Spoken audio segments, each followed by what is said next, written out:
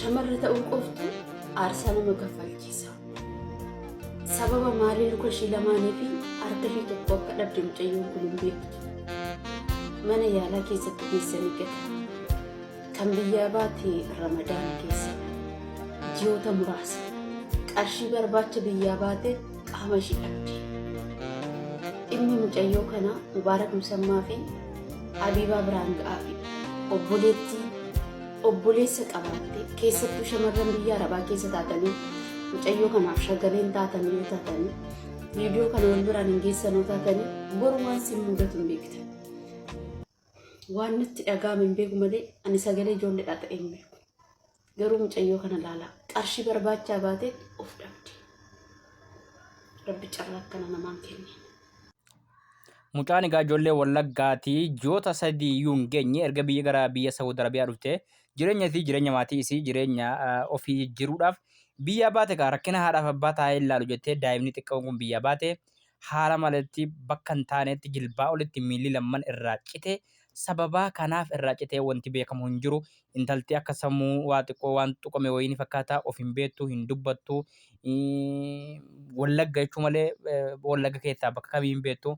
Kabajamtootaaf jaalatamtoota keenya namni suuraa isii kana agartan keessattuu ijoolleen wajjiniin dhalattan wajjiniin guddattan ijoolleen gaa waliin wallaaltu hanga takka eeruu kennitee jirti akkasiin ijoollee Wallaggaa taate beekamee jira maqaa abbaallee maqaa isiillee himtee jirti garuu gaa lakkoofsa biyyaa waan hin qabneef waan balaan kun isii mudateef eessatti akkas taate maaliif akkas taate yeroo jedhaniin hin deebiftu ana asumattan of argee turtii guyyoota dheeraatiif gaggabdee yookaan of wallaaltee turte jechuudha gaa mee ijoolleen Wallaggaa video kana share walii godhaa barbaadamee adara. Mustashfatti jechuun akka dubbattutti waan na godhan uleedhaan tumanii raamuranii mana hakimaa keessa dhiyuu wanta godhan hiyoonni beekamu. Mucaan ji'a lamaan dura meedikaalii seentee fayyaa guutuudhaan Finfinnee irraa gara Riyaad imaltee biyya Saawud Arabiyaa dhufte kun osoo ji'a 3 hin ga'in miila lamaan dhabuun kun maali balaa maaliiti dhuguma akka amma Anwar jedhe intumamte ta'ee rasaasa wayii lafa kaanii rasaasinitti dhugee ta'ee gaaziitti dhohee ta'ee maaltu beekamee rabbiidhaati maali balaa kanaan kan ga'e.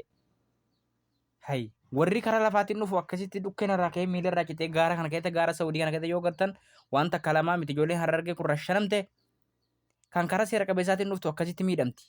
Maal balaan shamara keenyaa kun maal balaan uummata keenya irratti akkas bu'aa jiru kun balaa maaliiti? Biyya Saawudii keessatti miila lamman dhabdee taa'aa jirti jechuudha mucaan kun. Akka gartan kanatti miilli isii eessatti irraa cite jilbaa ol bakka kun bakka gadaamessaa kana bukkeetti irraa cite lammanoo jechuudha.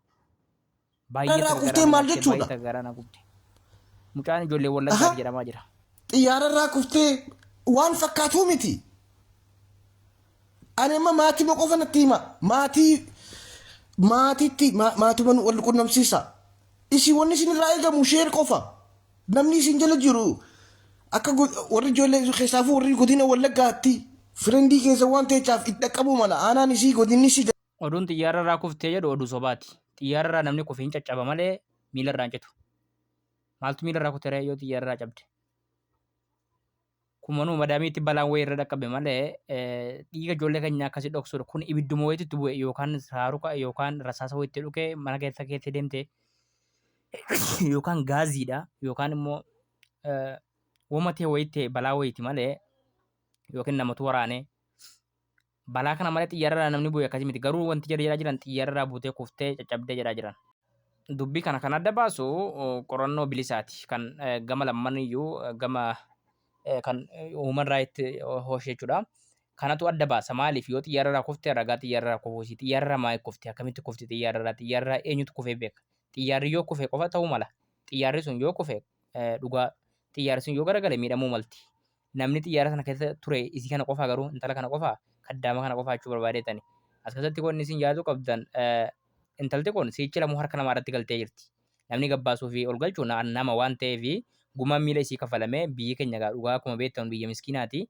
Intalti kun maatii isii harqalleeyyii gargaaruudhaaf baatee gumaan miila isii lamman dirqama kafalamee gara biyya yoo deeffamuu taatellee waan ittiin tajaajilfamtu waan isin ittiin waan takka godhattu jechuudha. Maaliif harka namaa irratti kuftee jirti birrii isiidhaan malee sossoo'uu hin dandeessu amma booda. Miila irraa muraniiti hakimatti darbaniiti deebi'anii xiyyaara irraa kuftee samii irraa kuftee siin jaan namni bar fooqirraa illee kufteen akka bar xiyyaara irraa kufteen maal jechuu especially ijoollee wallaggaa micootana namni beektan maatii isii wal qunnamsiisa baay'ee na gaddisiista ani takka akka arraa aarees